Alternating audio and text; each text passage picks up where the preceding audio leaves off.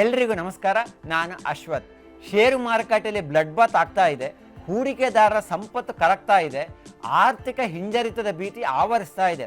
ಈ ಎಲ್ಲದರ ಮಧ್ಯೆ ಒಂದು ಸುದ್ದಿ ವೈರಲ್ ಆಗ್ತಾ ಇದೆ. ಅದು ಏನಪ್ಪಾ ಅಂತಂದರೆ, ಚಿನ್ನದ ಬೆಲೆ ಬಹಳಷ್ಟು ಇಳಿಕೆ ಆಗುತ್ತಂತೆ.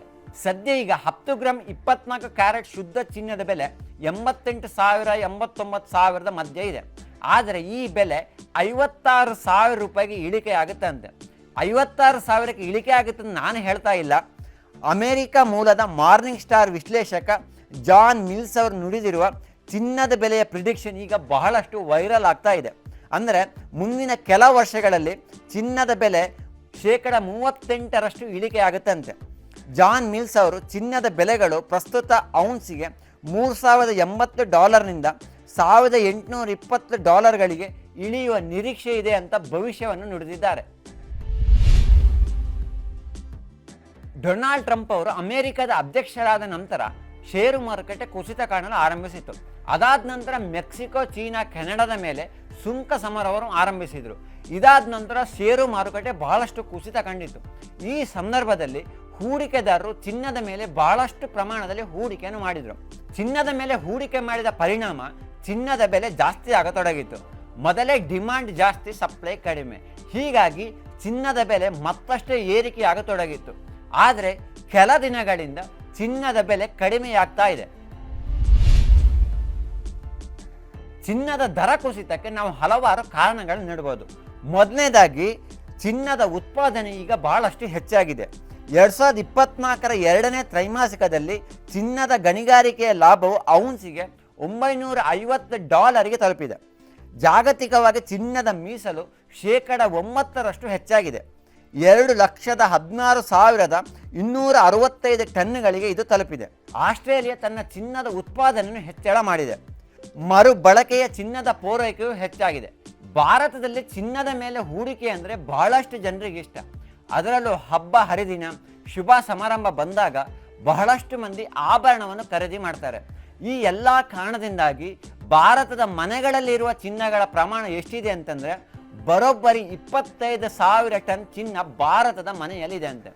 ಈ ಲೆಕ್ಕವನ್ನು ನಾನು ನೀಡ್ತಾ ಇಲ್ಲ, ವರ್ಲ್ಡ್ ಗೋಲ್ಡ್ ಕೌನ್ಸಿಲ್ ಈ ಲೆಕ್ಕವನ್ನು ನೀಡಿದೆ. ಖಾಸಗಿಯಾಗಿ ಯಾರ ಬಳಿಯೂ ಇಷ್ಟೊಂದು ಪ್ರಮಾಣದ ಚಿನ್ನ ಇಲ್ಲ.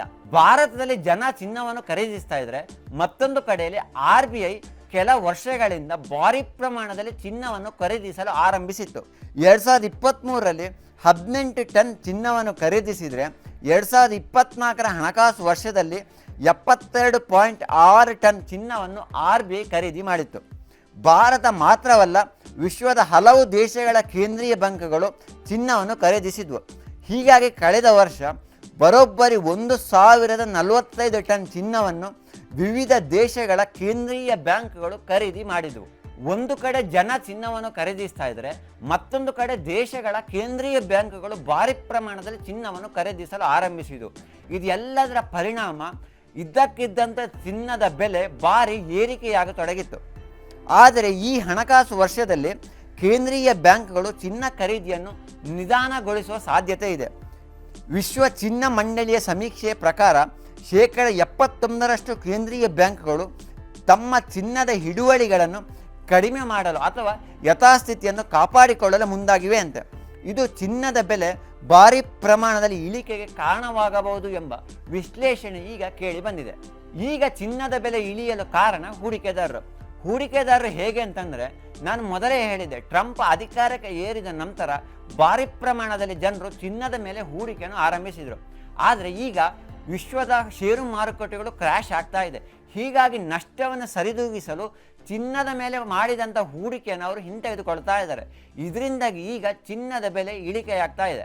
ಇನ್ನೊಂದು ಮುಖ್ಯ ಕಾರಣ, ಡಾಲರ್ ಮೌಲ್ಯ ಕಡಿಮೆ ಆಗ್ತಾ ಇದೆ. ಡಾಲರ್ ಮೌಲ್ಯ ಕಡಿಮೆ ಆಗ್ತಾ ಇದ್ದಂತೆ ವಿಶ್ವದ ಮಾರುಕಟ್ಟೆಯಲ್ಲಿ ಚಿನ್ನದ ಬೆಲೆಯೂ ಇಳಿಕೆಯಾಗುತ್ತೆ. 10 ಗ್ರಾಮ್ ಚಿನ್ನದ ಬೆಲೆ 56,000 ರೂಪಾಯಿಗೆ ಇಳಿಕೆಯಾಗಬಹುದು ಎಂದು ಭವಿಷ್ಯ ನುಡಿದಂಥ ಮಾರ್ನಿಂಗ್ ಸ್ಟಾರ್ ವಿಶ್ಲೇಷಕ ಜಾನ್ ಮಿಲ್ಸ್ ಅವರ ಪ್ರಿಡಿಕ್ಷನ್ ಅನ್ನು ಜಗತ್ತಿನ ಕೆಲ ಪ್ರಮುಖ ಹಣಕಾಸು ಸಂಸ್ಥೆಗಳು ಅಲ್ಲಗೆಳೆದಿವೆ. ಚಿನ್ನದ ಬೆಲೆ ಅಷ್ಟೊಂದು ಇಳಿಕೆಯಾಗಲ್ಲ. ಬ್ಯಾಂಕ್ ಆಫ್ ಅಮೆರಿಕಾ ಮುಂದಿನ 2 ವರ್ಷಗಳಲ್ಲಿ ಚಿನ್ನವು ಪ್ರತಿ ಔನ್ಸಿಗೆ $3,500 ತಲುಪಬಹುದು ಅಂತ ಹೇಳಿದೆ. ಇನ್ನು ಗೋಲ್ಡ್ಮ್ಯಾನ್ ಸ್ಯಾಚ್ ಈ ಇಯರ್ ಎಂಡಿಗೆ ಚಿನ್ನದ ಬೆಲೆ ಪ್ರತಿ ಔನ್ಸಿಗೆ $3,300 ಆಗಬಹುದು ಅಂತ ಭವಿಷ್ಯವನ್ನು ನುಡಿದಿದೆ. ಈ ಸಂಸ್ಥೆಗಳ ಭವಿಷ್ಯದಂತೆ ಚಿನ್ನದ ಬೆಲೆ ಏರಿಕೆಯಾಗುತ್ತಾ ಅಥವಾ ಜಾನ್ ಮಿಲ್ಸ್ ಅವರ ಭವಿಷ್ಯದಂತೆ ಚಿನ್ನದ ಬೆಲೆ ಇಳಿಕೆಯಾಗುತ್ತಾ? ಈ ಪ್ರಶ್ನೆಗಳಿಗೆ ಮುಂದಿನ ಕೆಲ ತಿಂಗಳಲ್ಲಿ ಉತ್ತರ ಸಿಗಲಿದೆ. ಅಲ್ಲಿಯವರೆಗೆ ನಾವು ಕಾಯಬೇಕು. ಧನ್ಯವಾದಗಳು.